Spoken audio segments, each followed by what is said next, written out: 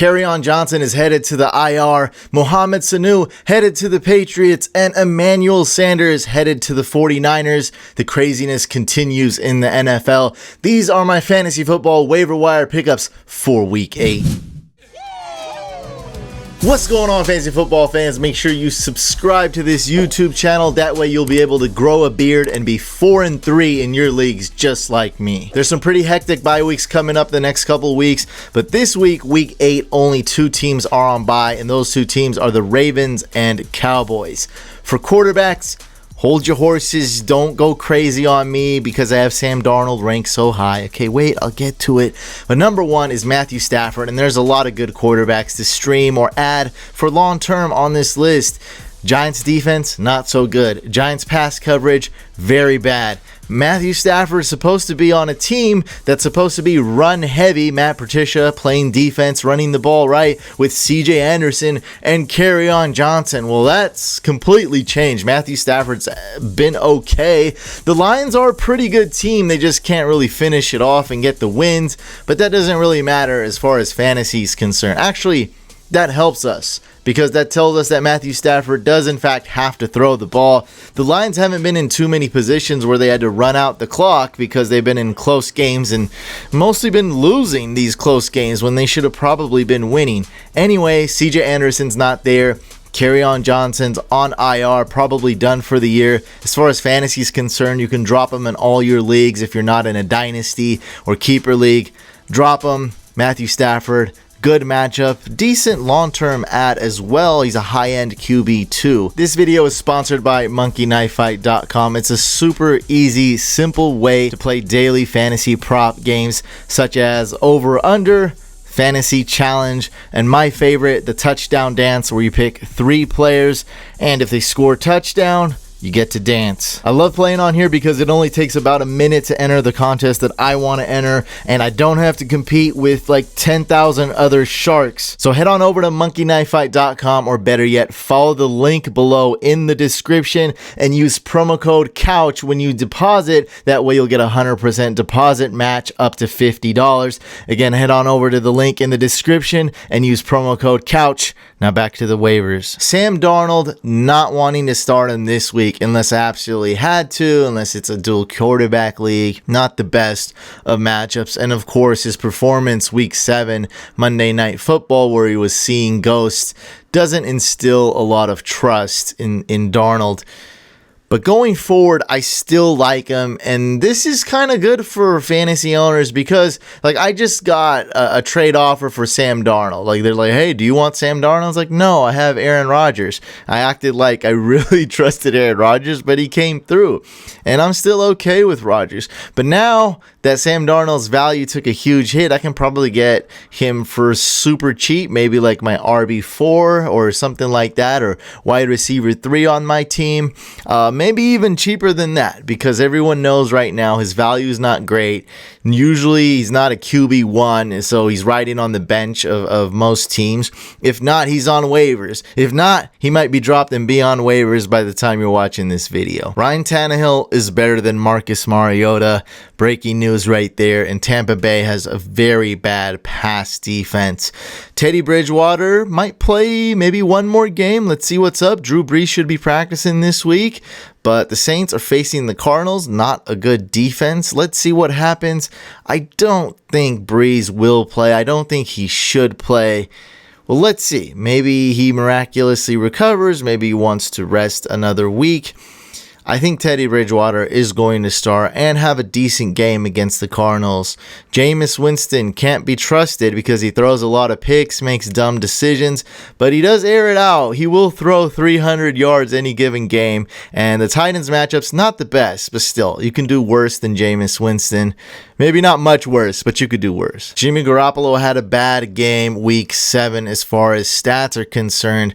But the weather that's a good excuse, right, for Jimmy Guap. Anyway, Yeah, we're getting into really deep league territory here. And then we have Mason Rudolph going against the Dolphins, Ryan Fitzpatrick in that same game going against the Steelers. Matt Moore, I do expect Mahomes to miss at least one game. He's not playing this week. Mitch Trubisky can't be trusted, but he is going to start. And we have Matt Schaub, even though he doesn't have Sanu to throw to. I don't think Matt Ryan's going to play. That's kind of, I don't know. He's going to likely be a game time decision, but I mean, why play him? Come on, just at least let him rest 1 week. For running backs, this is a very unique situation, and I had a lot of trouble ranking tight ends and wide receivers, and I was pretty confident on my running backs. But there's a lot that can happen and probably will happen. I've watched Ty Johnson play, and he's really not that good. I may not even waste a number one waiver claim on him unless I was desperate. I'm not saying, it's up to you, because this is what's going to probably happen. Because Ty Johnson's not that good, the Lions will probably sign a guy like Jay Ajayi. I don't know how good Ajayi is right now. He hasn't played in a while. They might trade for Drake. Nonetheless, they're going to add at least one running back for depth. Maybe it's Spencer Ware. I don't know. But if they do trade for Drake or even get Ajayi and Ajayi doesn't suck, Ty Johnson's value is going to take a hit. I'm just not a Ty Johnson believer. But then I could be wrong. And if I'm wrong, he will have the opportunity. A running back one on the Lions is something. He's flex worthy. But I'm just saying, fair warning, if you don't need a running back, you might want to preserve that number one waiver wire claim. Maybe not spend that much FAB. Kerryon Johnson was okay this year. He wasn't great. And so we can pretty much guarantee that Ty Johnson's going to be worse than Kerryon. That's not that good. He may not get you those wins. When I picked up Gallman, I was expecting him to get me at least one win, and he got me that win. And so, some people think it was controversial. Some people hate that I spent all my FAB on Gallman, but I think it was worth it. He got me the win, and I took that risk. I didn't know how long Saquon was going to be out because everyone's like, oh, he's going to be out until the bye week. Blah, blah, blah. Y'all were all wrong. Darius, guys, he's on IR, but should be returning soon. When he does return, they might ease him in, but who knows? Another Washington player could get hurt. Chris Thompson was out. Adrian Peterson has a minor injury. Let's see what happens. Darius, guys, definitely worth stashing if you have an IR spot. I have Mark Walton on here because I do think Drake will get traded. Like, why wouldn't they trade Drake? He's a bit injury prone. Get something out of him. Why let him waste there in Miami? I think you can get a 4th round pick for him. Might as well do it. Drake is still a decent running back. A lot of teams could use him. Then we have Kareem Hunt, who's suspended but should be returning in a couple weeks. And then he will be eased in. So this is more of a playoff run. This is more of a week 12 guy. I do see Kareem Hunt getting maybe a third of the touches and snaps and stealing some from Chubb, but not a 50-50 split. I still think Chubb will be the man and Kareem Hunt will just get like 8 or 10 touches per game. J.D. McKissic has actually looked like the better running back for the Lions, and if you're in a full PPR league, I'd be very comfortable getting him. Also, another plus is that if the Lions, let's say they sign Jay Ajayi, now we can't trust Ajayi nor Ty Johnson now if that were to happen. Or even Ware, but we could still trust J.D. McKissic to some extent. I guess you can compare him to Theo Riddick or Tariq Cohen. He's pretty talented. He's just not a workhorse type. He's not going to get 20 carries a game or anything like that. But hey, in full PPR, he can rack up points easily. I do like J.D. McKissic as a sneaky ad this week. There's also a chance he might be available on free agency. I'd say probably not. I'd say 15 to 20% of leagues are going to add him off waivers. And there's a lot of leagues that don't care about anything and don't do anything. Stale leagues. That's what happens when you join a free public league sometimes. But J.D. McKissic could be available off free agency. I probably wouldn't spend a high priority on him as well. Now, it's going to depend on your situation. How desperate are you on running back? And if it's not PPR, I don't really like McKissick. Reggie Bonifant is a great handcuff for C-Mac. Then we have Benny Snell with Jalen Samuels being out, and then James Conner suffered a minor injury. My guess is it's absolutely nothing, and Conner should be fine, but who knows? Still, Benny Snell is worth an add, especially going against the Dolphins. Then we have Kalen Ballage. I have him here because of that Drake trade that could happen before the trade deadline. Darrell Henderson going against the Bungles if Malcolm Brown is out again. And then we have Ito Smith out, and so Brian Hill should likely be the number 2 running back on a terrible team. And then we could have Ollison and Barner sprinkled in there as well. That's why I had this there. I just wanted to mention that Ito Smith is injured, and someone's going to be the number 2 running back for the Falcons. They do have a bye week coming up really soon, and that's much needed. The Falcons team needs a rest. This was tough to rank. I got Mohamed Sanu because he's a Patriot now. They gave up a 2nd round pick, so I'm thinking he'll be used quite often. Like, they should use him. You don't give a number 2 pick for a wide receiver and not use him. I expect him to be starting. And then we have Deshaun Hamilton, who I was trying to give away for free in Dynasty. But now, boom, I got Cortland Sutton and Deshaun Hamilton. Now, they both have tremendous value. I know I can get something really good for Sutton, and maybe I get something good for Deshaun Hamilton. But for now, I'm keeping both of them. And they should be doing well, even with Flacco. So sky's the limit. If no one wants to give me anything great for them, I'll be fine keeping them. It's Dynasty. We got over 20 roster spots in that league. Then we have Kenny Stills with Will Fuller, yet again injured. And for the tight ends, I love the matchup. Tannehill's okay, and someone's going to ball. I just don't know who. Is it A.J. Brown? Is it Adam Humphries? Is it Walker, who's probably hurt? So is it Jonnu Smith? I don't know who's going to ball out. I'll put Corey Davis number 1. Everyone's putting him number 1, but the truth is, I don't know. And then we have Cole Beasley of the Bills going against the Eagles. They have terrible pass coverage. Eagles are kind of falling apart right now. Dante Johnson, Preston Williams, Duke Williams, A.J. Brown, Adam Humphries, Demarcus Robinson, who I think is going to be the number 3 wide receiver, or number 2 if Sammy Watkins is out. That's why I had him here. This is a tough puzzle to solve. You know, is it a little bit of Pringle? Is Watkins healthy? Or is it Mecole Hardman? And I think I've solved it. Going forward, I think Demarcus Robinson is the wide receiver to own for the Chiefs other than Watkins and Tyreek Hill. Now, I could be wrong, and Mahomes and the Chiefs, they do spread the ball a lot.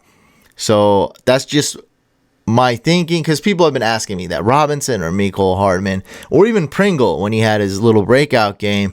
And so I'm going to go with Demarcus Robinson out of that bunch. And then super deep leagues, we have a Demaryius Thomas, we have a Devontae Parker, we have a QT Geronimo, Traquan Smith, who's been injured, but if the Saints don't trade for a wide receiver, I really do see Traquan Smith possibly breaking out. Remember, they have a bye week coming up. Drew Brees is coming back. Traquan Smith will hopefully be healthy. A good stash. But I get it if you can't add him, if you have a shallow bench, you have bye weeks coming up, you might not have room to store him.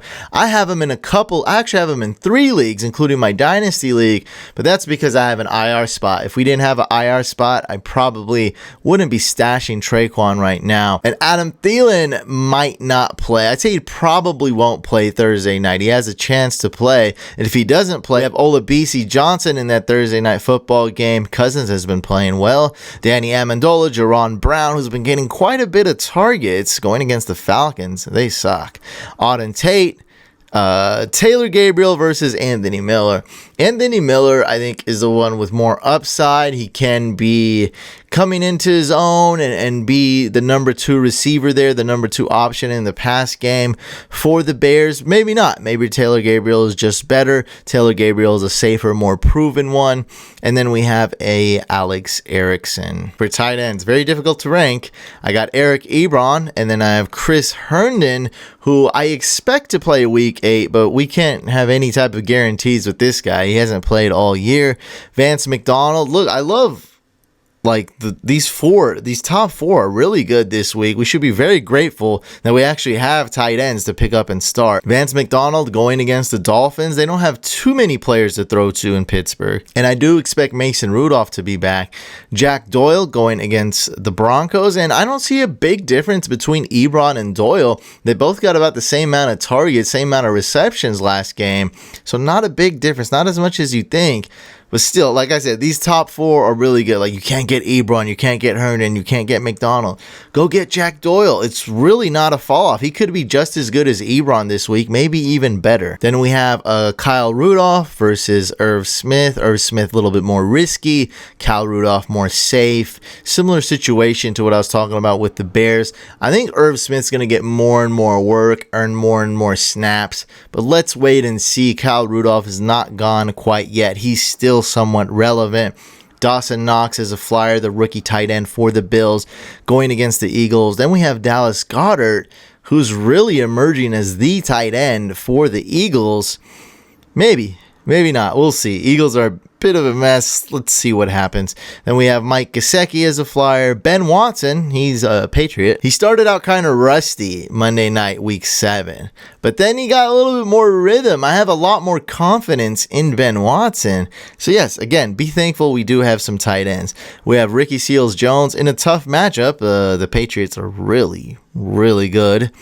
Jared Cook, who's hurt, but could be coming back and has some good matchups going against the Cardinals, then a bye week, then against the Falcons, then against the Bucs. So keep that in mind. He's definitely worth a stash. Can OJ Howard turn things around? Probably not. But if you're watching this video, there's a good chance you're desperate for a tight end. So I had to drop OJ Howard in a couple leagues. That's sad. I really didn't want to, but I had Chris Herndon. I needed a tight end. What could I do? And so I had to drop OJ Howard. I do want him back, but I'm not desperate to have him back either. Probably rather just roll out with Eric Ebron. I don't want to start OJ Howard. It's too hurtful. It's too painful. Cameron Brate, who could be better than OJ Howard in fantasy. Jonnu Smith if Delaney Walker is out. Tyler Eifert, Jordan Akins, Darren Fales, Noah Fant, who's been pretty bad this year. Does have some upside, does have some talent. He's athletic, but it's been not good. And then we have Vernon Davis. He's questionable to play for Thursday Night Football. Really good defenses. Steelers going against the Dolphins. Been preaching this to get the defenses playing against the Dolphins. They always do well. Every defense does well when they face Miami. Seahawks going against the Falcons. If there's no Matt Ryan, there's definitely no Mohamed Sanu. And even if Matt Ryan plays, he won't be 100%. I love the Seahawks defense this week. Colts D, very good against the Broncos. I think they're going to be trying to get Trevor Lawrence in 2021. They got rid of Emmanuel Sanders. Let's see what happens. I don't like the Broncos this game. I think the Colts will win. I think the Colts defense is good now that Darius Leonard is back, star linebacker. That defense is okay. They just needed their guys healthy, man. I think they're playing better. They did well against the Texans. Then we have the Chargers D going against the Bears. A little bit risky, but there's a good chance this game is going to be a poop show. Going to be low scoring. Going to be messy. Not going to be pretty. Then we have the Lions going against the Giants. Daniel Jones, that hype is over. Maybe it's time for Eli Manning. What do you guys think? You think the Danny Dimes era is over? Time for a QB change? Put in Eli Manning? We'll see. Let's see what happens. I do expect the Lions D to do well. They'll have some upside. And if you're thinking about them, might as well keep tabs on Sterling Shepard. He may not play this game. I hope he does, because I do have him in 2 or 3 leagues. Then we have the Texans D going against the Raiders. We have the Jets D, not necessarily this week. They're okay this week against the Jags. If you're in a deep league, if not, I love them long term. They face the Dolphins twice. I'm stashing them in a couple leagues. It's definitely worth the stash if you have enough spots on your bench. Packers D going against the Chiefs without Mahomes. And then we have the Eagles D going against the Bills. Could be a low scoring game, but Eagles are not to be trusted. Lots of great kickers. And I'll have a cutoff right here at the I mean, really all 11 of these. I think a cutoff is at 10. I wouldn't be too mad at having Nugent though. So these top 10, maybe even top 11 kickers are really good this week. I love Steven Hauschka yet again. Steven Hauschka has a low floor this week, but his upside is good. So man, I love all these kickers. Jason Myers, excellent kicker going against the Falcons. You know he'll get his opportunities. No matter how the game script goes, we know the Falcons defense is atrocious. They've completely fallen apart. One of the most disappointing teams this year. I think them and the Bears. I had high hopes for the Bears possibly making it to the Super Bowl, but the Falcons, nobody expected this. They're unraveling in their defense and atrocious. So Myers will get lots of opportunities. Robbie Gould, he's always good. Dan Bailey, great matchup Thursday night going against Washington. Matt Prater, same thing. Excellent kicker. I mean, you can even rank Matt Prater number 1. He's so legit this week against the Giants. Kaimi Fairbairn against the Raiders. Mason Crosby, great matchup against the Chiefs. All these kickers are so good. Chris Boswell, you might be able to start him now that he's facing the Dolphins. High floor, trustworthy kicker in this type of matchup. Josh Lambo, super talented. I don't know why the Chargers ever let him go. Going up against the Jets. Adam Vinatieri going up against the Broncos. Steven Hauschka. Hey, there was a lot of messy things. I was wrong about a lot of things last week, but at least the kickers that I picked did decent, including Steven Hauschka, who I had going in a few leagues. He did very well, and now he's facing the Eagles. Mike Nugent going up against the Browns. Now, there might be a little bit of wind, maybe 9 miles an hour, and might be a little bit of rain, so keep that in mind. Now that we have a lot of great kickers to pick from, we're a bit spoiled, so maybe we don't go with Nugent just because the weather isn't perfect. And if you're in a super duper deep league, your friends convince you to be in a 20-team league, you might have to go with a Eddie Pinheiro or maybe a double doink Cody Parkey. Make sure you guys head on over to monkeyknifefight.com. Just follow the link below in the description and use promo code COUCH. You'll get a 100% deposit match up to $50. Thank you guys so much. Make sure you subscribe to this YouTube channel, Fantasy Couch. We also have a second YouTube channel, Fantasy Couch Podcast. Subscribe to that as well. Like this video if you enjoyed it, dislike if you did not, and I'll catch you on the next one.